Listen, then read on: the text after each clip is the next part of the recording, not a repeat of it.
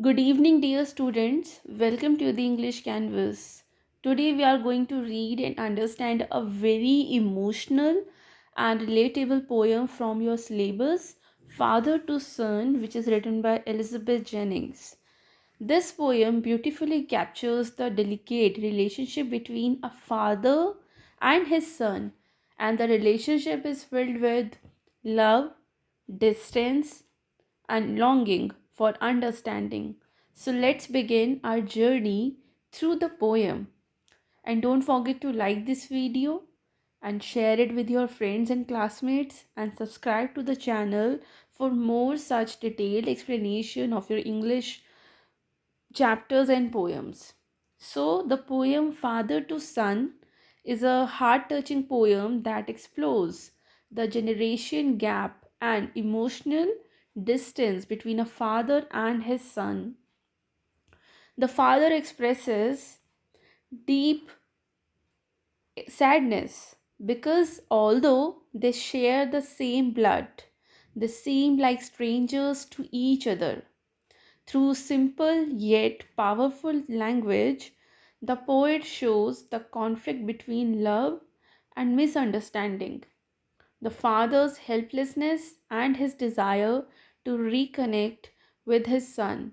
The poem reflects a universal theme, the emotional gap between parents and children, and highlights the need for communication, empathy, and forgiveness in relationships. So, we'll read the poem line by line and understand the deep meaning behind these lines. चलिए poem पढ़ते हैं. I do not understand this child. So the speaker is father. So I do not understand this child, though we have lived together now in the same house for years. I know nothing of him. So try to build up a relationship from how he was when small. So the father says that he no longer understand his son. वो बिल्कुल पहली ही line में बोल दिया उन्होंने कि वो समझ नहीं पाते हैं कि उनका जो बेटा है वो उसको समझ ही नहीं पाते हैं. Even though they have lived together under the same roof, under the in the same house for many years. वो कह रहे हैं कि हम तो इतने सालों से एक ही घर में रह रहे, बहुत ही सालों से, फिर भी मैं उसको समझ नहीं पाता हूँ. And the father feels like he doesn't really know his own son anymore. I know nothing of him. इसका मतलब वो बिल्कुल नहीं जानते हैं अपने बेटे को. So try to build up a relationship from how he was when small. So the father remembers how his son was as a child. तो जब उनका बेटा बहुत छोटा था, बच्चा था, he tries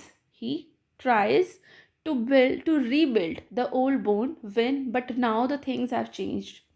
So यहाँ पर हमें पता चलता है कि एक फादर है, वो अपने बेटे को बिल्कुल नहीं समझ पा रहे हैं. May be generation gap is the reason behind this. हो सकता है कि जनरेशन गैप है या दोनों के बीच में वो बॉन्ड पहले जैसा नहीं रहा है. तो वो बताते हैं कि उनको याद है उनका बेटा जब छोटा बच्चा था एंड उन्होंने काफ़ी कोशिश की थी कि इस ओल्ड बॉन्ड को जब वो छोटा बच्चा था वैसा ही आज भी बनाए, बट चीज़ें जो हैं बदल गई हैं. So this shows emotional distance between the father and the son, right. Yet have I killed the seed I spent or sown it where the land is his and none of mine. We speak like strangers, there is no sign of understanding in the air. So यहाँ पे वो कहते हैं कि like father is wandering, father wanders if he is somehow responsible for this gap. वो कहते हैं कि हाँ, द सीड आई स्पेंट और sown it where the land is his and none of mine. तो वो कहते हैं कि हाँ, शायद वही रिस्पॉन्सिबल है. If he is somehow responsible for this gap. He himself asked he asked himself if he has killed the seed. If he has killed the seed, meaning if he has ruined their own relationship, his relationship with his own son, or whether the son has grown up in a world that father doesn't belong to. Maybe We speak like strange and there's no sign of understanding in the air. Maybe the son has grown up in a world, and the world in which he has grown up, that the father doesn't belong to. So now they talk like strangers, and there's no sense of connection, there's no sign of understanding in the air. It means there's no sense of connection or understanding between them, right? The child is built to my design, yet what he loves I can't share. Silence surrounds us. I would have him prodigal, returning to his father's house, the home he knew, rather than see him make move his world. So आगे वो अपने बच्चे के लिए बोलते, the child is built to my design yet what he loves I can't share. So the father says that his son is physically and genetically his own creation, क्योंकि वो उनका खुद का बेटा है, तो genetically the son is his own creation. but to build my design, इसका मतलब है, but to build my design इसका मतलब ये कि वो उन्हीं से ही बना है. The son is father's own creation, but मतलब वो उन्हीं की तरह ही है क्योंकि वो उनका बायोलॉजिकल सन है. बट इमोशनली, इमोशंस की बात हम यहाँ पर करेंगे. Emotionally the son has different interest. Son जो है उसका कुछ अलग ही, मतलब उसकी इंटरेस्ट है, उसकी अलग वैल्यूज़ हैं, and that the father can't relate to. मतलब yet what he loves I can't share. इसका मतलब ये कि सन जो है उसके अपने इंटरेस्ट है, उसकी अपनी वैल्यूज़ है, उसके अपने शौक़ है, वो जिस चीज़ को पसंद करता है, लव करता है, उसको वो शेयर नहीं करता. मतलब फादर जो है उससे रिलेट ही नहीं कर पाते हैं.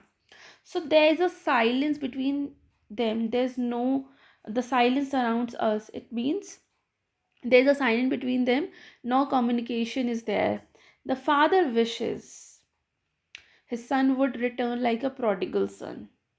So यहाँ पर एक बाइबलिकल रेफरेंस है. प्रोडिगल, ये प्रोडिगल सन जो है ये बाइबलिकल रेफरेंस है. द फादर विशेस, फादर चाहते हैं कि उनका जो बेटा है उनके पास लौट आए, प्रोडिगल सन की तरह जैसे बाइबल में होता था. प्रोडिगल सन एक सन है जो कि अपना घर छोड़ देता है कुछ टाइम के लिए, but later returns for forgiveness. लेकिन कुछ टाइम बाद वो लौट आता है. तो वो भी ये चाहते हैं कि इनका जो बेटा है प्रोडिगल सन, बाइबल में जो प्रोडिगल सन है उसकी तरह अब ये दूर तो हो गया, भले एक घर में रहते लेकिन दूर हो गया, लेकिन अब ये लौट आए, मतलब इमोशनली भी लौट आए. So he would rather have his son come back to him that then live in a separate and distant world. क्योंकि वो ऐसे समझते हैं ना कि भाई जो उनका बेटा वो अपनी ही दुनिया में रहता है, तो वो उस दुनिया से वापस आ जाए. मतलब अलग दुनिया में रहता है, बिल्कुल डिस्टेंट सेपरेटली रहता है, उससे तो लाइक वापस ही आ जाए वो ठीक है. मतलब वो आ जाए वापस, अब ये चाहते हैं. I would forgive him to shaping from sorrow a new love. वो कहते हैं अगर वो वापस आएगा तो he is ready to forgive his son. The father says I would forgive him too. अगर वो लौट आएगा मेरे पास तो मैं उसकी पिछली सारी गलतियाँ माफ़ कर दूंगा. So he said that he is ready. Father is ready to forgive his son and rebuild their love, right? If it is born from pain, right? मतलब जो भी उनका पिछला जो भी एक दूसरे के अगेंस्ट जो भी ग्राजेस वगैरह जो भी है वो सब भूल जाएंगे, राइट? अब लास्ट स्टेंजा है इस पोएम का. यस, लास्ट स्टेंजा है ये. Father and son, we both must live on the same globe, the same land. He speaks, I can't understand. So जैसे हमने पढ़ा कि फादर कहते हैं कि अगर वो मेरे पास लौट आएगा, मतलब अगर हम दोनों फिर से पहले जैसा कुछ बॉन्ड क्रिएट कर पाए, रीबिल्ड कर पाएँ, तो वो उनको माफ़ कर देंगे अपने बेटे को और रीबिल्ड करेंगे अपने लव को between them. So even if it is born from their pain, right? So father realizes that both of them, the son and the father, live on the same earth.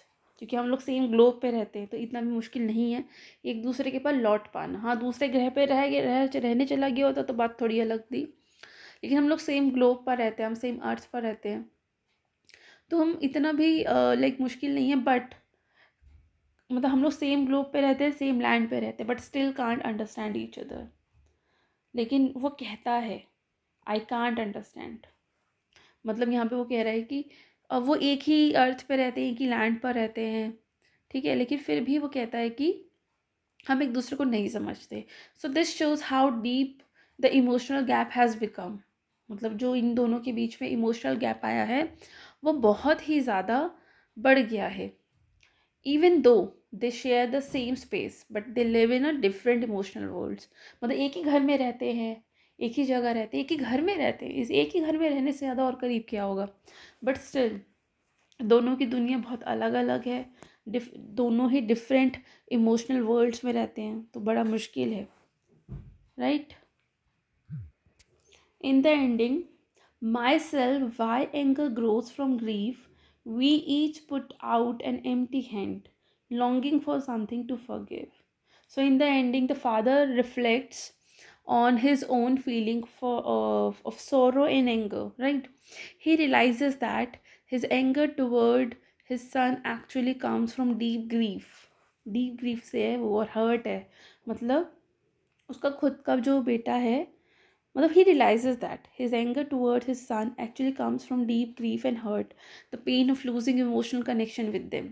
So both father and son silently reach out, put out an empty hand. We each put out an empty hand. It means कि दोनों जो है ना, वो दोनों ही अपना bond को rebuild करना चाहते हैं, लेकिन दोनों को ही नहीं पता कि कहाँ से शुरू किया जाए।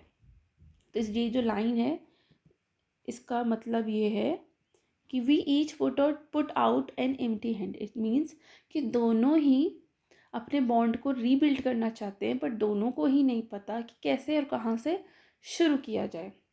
And the last line, longing for something to forgive, इसका मतलब है कि they both are yearning for reconciliation. दोनों ही अब अपनी जो रीयूनियन चाहते हैं, रिकन्सिलिएशन चाहते हैं, दोनों ही एक दूसरे को माफ़ कर देना चाहते हैं, दोनों ही इस डिस्टेंस को कम करना चाहते हैं, गैप को ख़त्म करना चाहते हैं। They want to forgive each other, they want to heal the distance between them, but दोनों चाहते तो यही हैं, बट उनका प्राइड, उनका साइलेंस और उनकी मिसअंडरस्टैंडिंग, ये तीन चीज़ें उन्हें अभी भी अलग करके रख रही है।